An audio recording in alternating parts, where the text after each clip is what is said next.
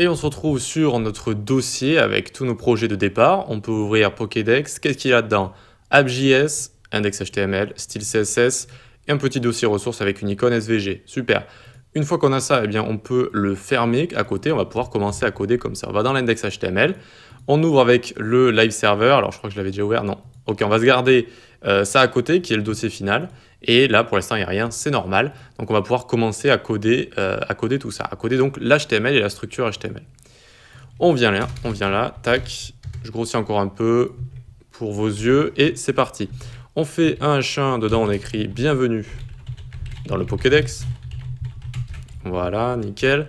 Ensuite, en dessous, une forme avec la classe recherche Poké. Pas d'action ici, on va utiliser en local nos données. Les données du formulaire, on l'utilise en local. Pas besoin d'attribut action pour rediriger vers une autre page, non. Dedans, il y aura un label, for recherche. Chercher un Pokémon. L'input type texte, ID recherche pour lier l'input et le label. C'est-à-dire, si on clique sur le label, ça mettra le focus sur l'input. Et un button, type submit. Type submit, on est dans un formulaire. Qu'est-ce que je raconte? C'est un type submit, c'est le bouton qui sert à soumettre notre formulaire, c'est-à-dire à l'envoyer. Et rechercher, on va écrire rechercher dans le bouton. On s'occupera du loader à la fin de la formation. Je vous montrerai qu'on le mettra un peu dans le formulaire. Mais pour l'instant, on a juste à écrire ensuite un container, div.container, puis une liste, ul.listPoké. Et pour l'instant, on ne met pas de LI à l'intérieur, on va remplir tout ça dynamiquement. Ok, on va remplir tout ça dynamiquement. Ensuite, on peut aller dans notre style CSS. Alors, on peut jeter un coup d'œil, mais vous savez que ça ne va pas ressembler à grand-chose. Voilà, ça ressemble à ça. Ok, bienvenue dans le Pokédex. Enfin, ça ne ressemble pas à grand-chose. C'est déjà un peu moins moche que de l'HTML brut. Souvent, c'est pas très joli. Là, ça va. Donc, on va pouvoir styliser tout ça. Élément universel, before, after. Vous connaissez maintenant. C'est pour développer de manière clean avec un box sizing border box qui prend en compte le padding et les bordures dans le calcul des hauteurs et des largeurs, et margin 0, padding 0. Une fois qu'on a ça, on y va sur le body. Font de femme comme d'hab aussi, Arial, Helvetica sans serif, on s'embête pas à importer d'autres familles. Background, on va mettre 333, ça fera moins mal aux yeux. Et color 333 également. Ok. Ensuite, H1, text align center, c'est notre titre. Ensuite, j'ai vu, ça m'a mis un text align last, ici, tac, hop, text align center, padding, on va lui mettre 25 pixels en haut et en bas 0 à gauche et à droite, la couleur pour que ça ressorte sur le sombre F1, F1, F1, et on va pouvoir commencer à attaquer notre recherche Poké, qui est notre formulaire, qui va prendre une width maximale de 700 pixels, au max ça fera 700 pixels, et sinon ça fera 70% de la largeur si c'est en dessous de 700 pixels. Donc. Ensuite, margin 30 pixels auto, pose relative, display flex, très bien, nickel. Et ensuite, on va attaquer imp group comme ça et on va lui mettre width 100%. Et on va voir un petit peu ce qui se passe déjà. Tac, hop, on arrive ici, on a notre formulaire avec notre input qui est juste ici pour l'instant. Si on clique droit, normalement, on peut l'observer. On peut l'observer. Je grossis tout ça, tac, tac, tac, hop. Tac, il est ici, notre formulaire. Il va falloir maintenant styliser les inputs parce que ça ne ressemble pas encore à grand-chose. Donc, on y va. On vient là. Tac. Alors, tant qu'on y est, ici, notre recherche POC, vous voyez que j'ai mis une max width. On pourrait mettre aussi une min width, que ce ne serait pas idiot. On va mettre une min width de 450 pixels. D'accord? Donc, ça va osciller entre 700 et 450 avec donc une width à 70%. OK? Ensuite, donc, on descend. Recherche POC input. Width 100%, c'est notre input. Il va prendre un padding à 15 pixels pour aérer notre input si vous voulez.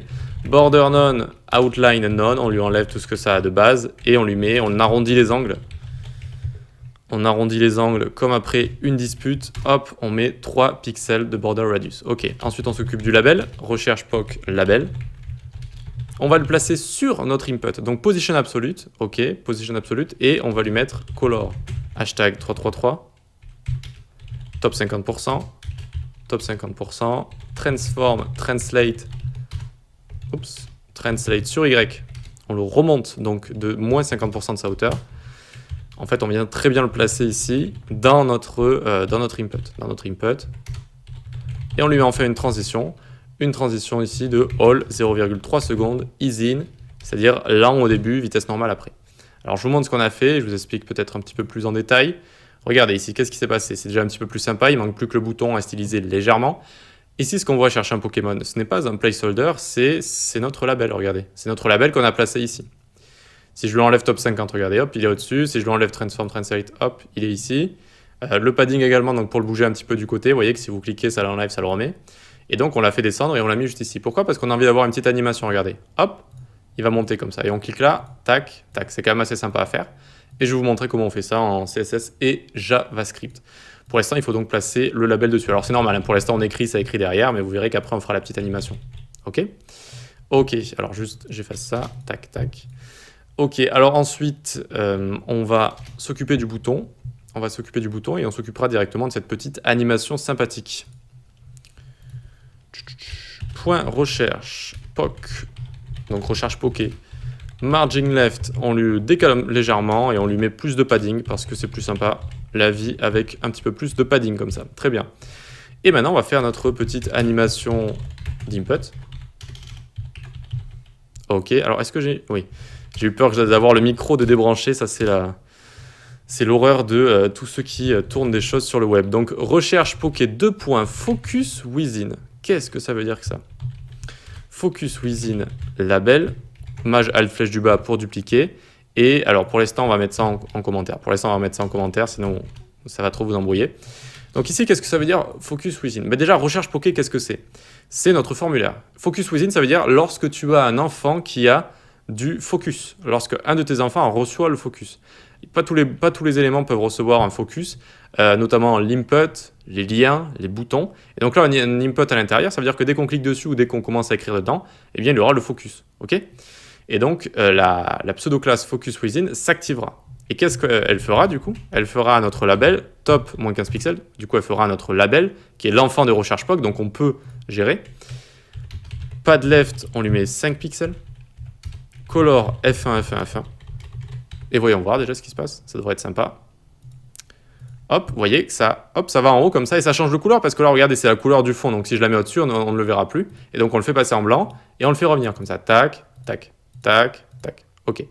Très bien, mais regardez, si je commence à écrire et hop, je fais ça, tac, eh bien ça revient dessus. Ça revient dessus. Secondo, je trouve que mon écriture est aussi un peu trop petite. Donc pour pas que ça revienne dessus, il va falloir maintenant s'occuper du JavaScript.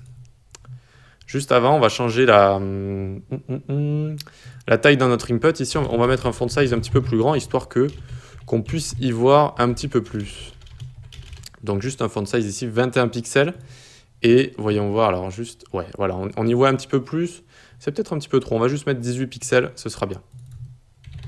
Voilà, nickel. Allez, on va pouvoir maintenant attaquer le JavaScript de cette animation. Donc on vient ici dans app.js.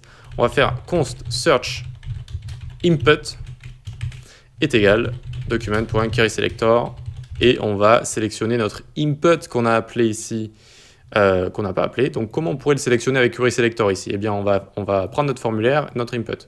Comment on fait? On fait .recherche POC, recherche poké. Et ici on fait input, c'est-à-dire l'input qu'il y a dans recherche poké. OK? Ici on va mettre, oups, j'ai ouvert ça, tac. Ici on va mettre donc, j'ai dit animation input. Et donc on va dire search input.addEventListener. Quel événement? Input. Input, c'est dès qu'on va rentrer des choses dans un input. D'accord? Dès qu'on va commencer à écrire dans un input. Ça va déclencher l'événement input. Ça va envoyer une fonction qui va prendre le E ici en argument. Et donc en fait, c'est un paramètre préconçu avec cette fonction qui se situe dans la méthode addEventListener. Et ça nous donne un objet avec toutes les propriétés de l'événement. Quel événement ici? L'événement input. Et donc on dit if e.target.value est strictement différent de chaîne de caractères vide. Donc si on est en train d'écrire dans input, s'il y a quelque chose qui est dedans, s'il y a au moins une seule lettre, E c'est ici notre objet qui contient les propriétés de l'événement, target c'est notre input, value c'est ce qu'il y a dans notre input. Voilà. Et donc si c'est différent de chaîne de caractères vide, ça veut dire qu'on est en train d'écrire quelque chose. Alors e.target, c'est-à-dire notre input, .parent node, c'est-à-dire le parent de notre input, c'est-à-dire le formulaire. .classlist, on accède aux méthodes de classe. .add, on lui rajoute une classe. Quelle classe? Active input. OK. Sinon, else if e.target.value, si la valeur de mon input est strictement vide, est égal, strictement vide, ok, alors on peut le copier parce que c'est un peu long, tac, on le copie, on le colle, et on va remove notre active input ici. Donc si on est en train d'écrire, on rajoute active input, si il n'y a plus rien d'écrit, on l'enlève, et donc ici, il va falloir terminer ça. On met une virgule, c'est le et, la virgule en CSS, donc et recherche POC point active input, alors label.